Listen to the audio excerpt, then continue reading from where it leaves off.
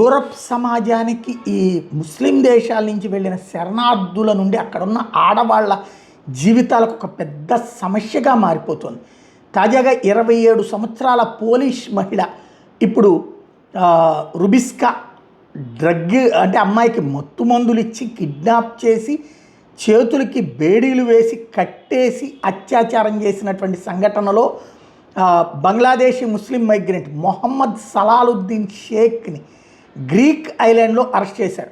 ఈ సలాహుద్దీన్ వచ్చేటప్పటికి దారుణమైనటువంటి పరిస్థితిలో అమ్మాయిని చూపించాడు. ఇప్పుడు ఈ వ్యవహారానికి సంబంధించినటువంటి విచారణ ప్రారంభమైంది. అంటే ఎలాంటి సిచ్యుయేషన్స్ ఫేస్ చేస్తున్నాయి యూరప్ దేశాల్లో, చివరికి బ్రిటన్లో ఇట్లాంటివి చెప్పినా సరే ఆ ప్రభుత్వం లైట్ తీసుకుంటుంది, అది వ్యక్తి నేరాల కింద చూస్తుంది. ఇంకోటి అది వ్యవస్థీకృతమైనటువంటి ఇట్లాంటి మనస్తత్వం కలిగినటువంటి వాళ్ళు అన్నది అర్థం చేసుకోలేకపోతున్నట్టుగా ప్రమాదం అవుతుంది యూరప్ దేశాల్లో.